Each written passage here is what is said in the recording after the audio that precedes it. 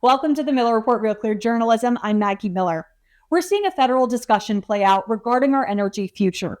A new bill from Representative Troy Balderson is helping to define what that future looks like. This isn't just a conversation happening at the federal level. It started in Louisiana earlier this year with Act 462, where green energy was redefined. With that, Louisiana became the first state in the nation to recognize natural gas and nuclear power as clean, affordable, and reliable energy sources. Ohio has since proposed a similar bill that is now seeing testimony. Balderson's ARC bill takes that conversation to the federal level. The goal, to ensure U.S. energy independence and support an all-of-the-above approach to energy. The Affordable, Reliable, Clean Energy Security Act defines the key terms: affordability, reliability, and cleanliness, and would require relevant federal agencies to review actions relating to ARC and report to Congress. The Heartland Institute is a nonprofit, nonpartisan public policy organization that has been a leader in the affordable, reliable, clean energy discussion, creating a scorecard that looks critically at our different energy sources and how they actually stack up against one another. We're joined now by the Heartland Institute's president to have his insight in this federal conversation. James Taylor, thank you so much for joining me. Well, thanks for having me on, Maggie. So the ARC bill is shifting the narrative surrounding our country's energy outlook. Can you explain its importance and its merits? Absolutely. So for the last 20 years, I've been meeting with policymakers, Republicans and Democrats alike, on energy policy. And even when there are differences between Republicans and Democrats, still the themes that are common is policymakers, regardless of party, they value affordability, reliability, and environmentally benign, environmentally non-harmful, in other words, clean. So sometimes people, including policymakers, will talk in circles when really they're looking for the same thing. So what the ARC bill, and actually there are different versions. There's a federal version, and then there are versions that apply to the states. But what the ARC, Affordable, Reliable, Clean, acronym ARC, what the ARC bill does is it attempts to standardize and codify this so that really we're meeting the desires of Republicans, Democrats, and most importantly, American consumers. So the Democrats have made affordability a winning political issue. However, their energy policies have prioritized clean over affordable and reliable. Are they creating a ratepayer revolution? What is the Democrat case behind ARC? Well, in New Jersey was the most poignant example here in the midterm elections, where energy prices really became the central issue of the campaign. And I don't want to make it Republican, Democrat, but just the facts are that for 10 to 20 years prior to the Biden administration, electricity prices across the country remained essentially flat. And what happened is policies that promoted wind and solar power, while punishing coal power, forcing coal power plants prematurely into retirement, even though they were perfectly functional, not replacing it with affordable natural gas, that led to a nationwide hike in energy prices. Electricity prices rose more than 20% in just 4 years when they were flat beforehand. Regarding New Jersey, I think that the Republican candidate for governor did not make a good case of pointing that out. The reason why prices were spiking, and then people said, well, prices are up under Trump. Well, because we're dealing with the consequences of all of this new wind and solar in the system. And again, I don't care if it's Republican, Democrat, I don't really want it to be a partisan issue, but those were the policies that had been imposed during the previous 4 years. And I think that policymakers that will pivot and prioritize affordability are going to do very well. And here at the Heartland Institute, we published a policy study. Actually, I have a copy right here. You can find this online: Affordable, Reliable, and Clean. It's an energy scorecard. If you do an internet search for Heartland Institute, Affordable, Reliable, Clean, you'll see it. And we look at peer-reviewed data, studies by energy economists that accounted for the levelized full system costs of electricity. So, for example, one of the hidden costs of wind and solar power is that typically you cannot build a wind farm or solar farm close to a city. I mean, it might, every now and then you might be lucky and the conditions might be right for it, but typically you have these very long transmission lines that are very expensive, that must be built, that cost billions of dollars to bring wind and solar online. Also, wind and solar, you can't rely on them minute by minute, hour by hour. So if you're using wind and solar, natural gas in particular has to be cycling in the background. They're required to do so to provide backup for the grid, but they don't get paid for any of their electricity generation or their operations. So taking at these full system costs, what was reported, again, peer-reviewed data, was that natural gas is the gold standard. It's $40 per megawatt hour if you're to build out the grid on natural gas. Second place would be coal. After that, you have nuclear and hydro, about the same. Then biomass, and then wind and solar, far and away the most expensive. If you're building out a grid on wind power, it's going to cost 7 times the cost of natural gas. If you're building out the grid on solar power, it's more than 10 times. So this is the metric that if you're a politician and you're looking to help out the prices in your state and not be caught blindsided in the next election cycle, you will be looking to remove any impediments to affordable energy sources, and especially natural gas. So the bill clearly identifies the metrics that make good energy as affordable, reliable, and clean. How important is it to standardize the framework so that we're all operating from that same understanding? It's very important because policymakers in both parties, that's what they're looking for: affordability, reliability, and a clean or benign environmental impact. And oftentimes people are arguing across the political aisle, or sometimes just among each other, what really is affordable, what is reliable, what is clean. I've heard many times over and over again the the refrain that wind and solar are already cheaper than coal and natural gas. No, it's not even close. And it's important to have the data. So we provide the data in our affordable, reliable, and clean policy study. Reliability, also, you can take a look at that. Is it something that's available 24/7? Can we count on it? Can we plan on it for an hour from now, a day from now, a week from now, a year from now? That's a reliability factor. And the environment is very important. Even though I value affordable energy very much, we don't want to destroy the environment. And what we did is we took a look at the environmental impact, not just for carbon dioxide emissions. Even if you believe that we have a climate crisis, we really don't. But even if you believe so, there's much more to environmental impact than carbon dioxide emissions. So when I was a child growing up, the thing that mattered was land conservation. Are we preserving our forests, our open plains, our coastal shorelines? What about species impact? Are there energy sources that directly kill birds, bats, other species? What about water pollution, soil pollution? And on those factors, again, natural gas comes out on top, much better than wind and solar. And again, I really don't care about what the source is, what the industry is, if wind and solar or coal or biomass, if they perform well on the metric, I'll cheer it on. But we provide that metric so you can have a numerical rating. So you have an objective way to say, okay, here's how they relate. So regardless of whether you live in a red or a blue state, how shared is the current misallocation of the energy stack? And how does ARC reorder our priorities?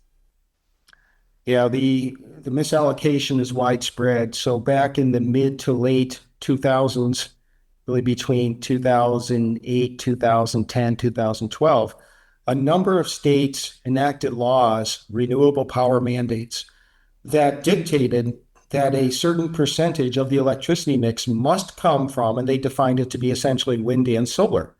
And that percentage would have to grow and grow and grow. 30 states, well, actually 29 in the District of Columbia, have such mandates. And some of them are not blue states. Some of them are purple. Some of them are red states. And this codifies into law a requirement that requires people to buy a significant amount of the most expensive, intermittent, and environmentally damaging energy sources. And at the federal level, too, there have been subsidies for wind and solar power that have existed for decades. There are FERC regulations and decisions that also favor energy sources that are not the most affordable, reliable, and clean. So hopefully what we'll do at the federal level and really at the state level more than people realize is where these policies that disrupt free markets and disrupt basing decisions on common sense factors, hopefully we can eliminate those. So what is the net result of ARC? Our energy formula will certainly be more affordable and reliable. Is it going to be more or less clean than it is at present? Well, I certainly hope so. If policymakers follow the ARC model and if they take into account our ARC scorecard and any other factors that people would like to look into, of course they can as well. They should as well. But what is wonderful is we have this paradigm where the most affordable and reliable energy sources also tend to be very good for the environment. I mean, there are some exceptions, but natural gas is the most affordable by far. It's the most reliable, and it's also best for the environment. It cuts carbon dioxide emissions. If you believe in a climate crisis, I don't, but if you do, it cuts carbon dioxide emissions from coal by half. It reduces traditionally defined pollutants by anywhere from 80 to 90%. And also it's available 24/7. Environmentally, it does not require the devastation and destruction of forests and open plains like wind and solar do. Harvard University professors in a peer-reviewed study, and by the way, these are folks that believe in the climate crisis. What can we do to reduce carbon dioxide emissions? They mapped out how much wind power it would take to power the grid on wind power. What they found is you would have to cover literally 1/3 of America's landmass with wind turbines to power the grid with wind power. And by the way, if you electrify transportation and require that, like they've tried to do in California, and actually like the Biden administration tried to do nationally, now that goes up to half. Can you imagine the environmental impact of clearing 1/3 of our forests, 1/3 of our open plains, 1/3 of our coastal shorelines? Also, with natural gas, you don't have the toxic leaching of minerals that are rare earth minerals and other toxic minerals that are leached from wind turbines and especially solar panels. Water and soil, again, that's a benefit for natural gas. So really, when you look at the whole ARC scorecard, we have a paradigm. We have the most affordable, reliable, and clean energy sources. They tend to run together, and that's natural gas primarily. Others do pretty well also, but natural gas is the gold standard. So the ARC ordering also claims to have a national security benefit. Can you comment on that aspect of the bill? Well, absolutely, because right now, as we have been prioritizing in recent years wind and solar power, this is coming from China. Most of the rare earth minerals that are mined that are necessary for wind and solar power are mined in China. Even greater percentages of those materials are refined in China, and the equipment is assembled in China. So a couple things result from that. First of all, if other countries are going to power their grid, if the USA is going to power its grid on wind and solar built in China, we are at the mercy of China. If there's some geopolitical issue, some crisis, China can say, you know what, then we'll just cut off your energy. What are you going to do that? I mean, during COVID, China threatened to restrict the export of medications to the United States. So they certainly are capable of doing it and have a history of doing such things. Moreover, it's recently come out that in the solar equipment and the electrical equipment that China is exporting to Western nations, they're putting kill switches in. So it's recently been discovered, not just in the solar power equipment, they have kill switches where remotely China can cut off. Not only can they say, we're not going to sell you any more wind and solar equipment, by the way, we're going to shut down your grid, whether you like it or not. They've embedded similar types of kill switches in school buses, electronics in school buses, and other materials. So really, it's important for us, one, not to be dependent on China for our energy, but also under affordable, reliable, and clean. When we see how well, I mean, coal does very well. There's no reason to shut down existing coal power plants, but especially natural gas. We can export these to other nations. Other nations, instead of being beholden to China and Russia and Iran and Venezuela during an international crisis, instead they'll be looking to please us. And we're not the malign, malicious actors that otherwise they'll be reliant upon. So it has a very powerful national security component, the ARC legislation. So how does the ARC bill define the role of the federal government, and what does this enable states to do? What is that dynamic that's created? Is it necessary to continue to pursue legislation at the state level as well if this were to come into federal law? Yeah, we really need both arrows in the quiver. So at the federal level, there are regulators throughout the federal government that will have discretion at times in terms of promoting or impeding particular energy sources. And it says that when you have regulatory decisions to make, affordability, reliability, clean, these are the factors that must be prioritized, especially recognizing and explicitly recognizing natural gas and nuclear power as environmentally friendly, as indeed I encourage people again to read the Affordable, Reliable, Clean Energy Scorecard, where natural gas and nuclear perform much better than wind and solar on a full spectrum environmental analysis. Now, that's at the federal level, but so much of the decisions that affect our price of energy, and especially price of electricity, are effectuated at the state level. And there's a reason why California has the highest electricity prices in the lower 48 states by far. There's a reason why blue states tend to have that. And again, there are some Democratic legislators who are on our side as far as affordability, reliability, and clean. But by and large, it's been Democrat states that have ignored that. So at the state level, especially regarding renewable power mandates, that's going to play large. Also, you have public utilities commissions. Basically, when a utility wants to effectuate a change in how they operate, they have to go to the regulatory body, the Public Utilities Commission. In most states, you have monopoly utilities. Where you live determines who your utility is. In turn for having that monopoly, they have to get approval from the Public Utilities Commission, or Public Services Commission, could be called either one in the states, for any decisions they make. Now, oftentimes the utilities will petition to prematurely retire coal power plants. And the reason is they're basically guaranteed 10% profit on every dollar they spend. Even if a coal power plant is operating quite well and producing affordable energy, if they can make a case for building out a $2 billion wind or solar facility, that gives them $200 million in excess profit off taxpayers' backs. So they'll go to the Public Utilities Commission, they'll push for that. And then depending on the makeup of the Public Utilities Commission, they might say, oh, yes, we're reducing carbon dioxide emissions. That's a good thing. Or they may not look at the actual economic data that shows that coal power is much more affordable. So at the state level, really, it's very important to have affordable, reliable, clean energy bills that will direct regulators to say, when you're making a decision on decisions that utilities might like to make, you have to prioritize affordable, reliable, clean energy. So how will a federal bill like this be practically implemented? Well, at the federal level, we have to get it passed through Congress. And when that is the case, now it's up to ensuring that the federal regulators abide by it. And it's not very complex. It's very easy to see whether regulators are removing impediments to affordable, reliable, clean sources, especially natural gas, especially nuclear power. Between the federal and the state bills, we will have an energy renaissance if legislators and policymakers enact affordable, reliable, clean. Electricity prices actually will drop. And also the federal government is forecasting that we're going to have higher instances of blackouts in the next several years because we have so much new electricity demand coming onto the grid from big tech, from data centers, from AI. So we're going to have to build out a tremendous amount of new electricity infrastructure in the next 5-10 years. If we don't do it right, prices will skyrocket. We're going to have more blackouts. We have to do it right. And here's our opportunity to meet that challenge.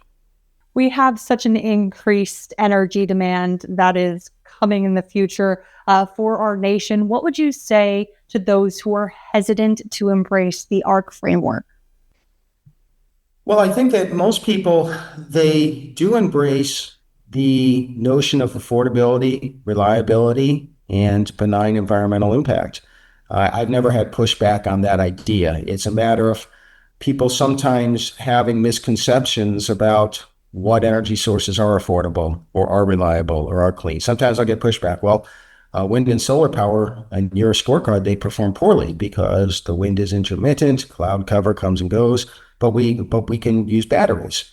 Well, we really don't have the technology right now to use batteries on a grid level. The most that we can really back up for would be perhaps 12 hours or so. But even if the day comes when we do have the ability to back up several days at a time, which is what we need. Sometimes you get a high pressure system that sits over you for days at a time, or you get a low pressure system with the clouds. That adds a tremendous amount of cost, and that's going to impact the affordability part. Already wind and solar are much more expensive than other energy sources. Now, if you have to build out all of these batteries to back it up and store it, that goes up further. So just getting back to your question, the affordable, reliable, clean model is something everybody agrees with, regardless of where you are politically, no matter where you sit on the aisle or ideologically where you sit. It's a matter of understanding what the true factors are in that ARC matrix. Is there anything you'd like to leave people with? Well, I just think that people hopefully will understand that we can quantify the relative costs of electricity generation by source. We certainly can objectively say what is reliable, what is available 24/7 and can be planned out a week, a month, a year in advance, and what isn't. And environmentally, there are many factors that go into a full system environmental analysis. So do your homework. The information's out there. Go on the internet, do an internet search, Heartland Institute, Affordable, Reliable, Clean Scorecard. And I think that you will welcome the opportunity to have such information available. James, thank you so much for your time. Well, thank you so much, Maggie. That was it for the Miller Report, Real Clear Journalism. I'm Maggie Miller. I'll see you next time.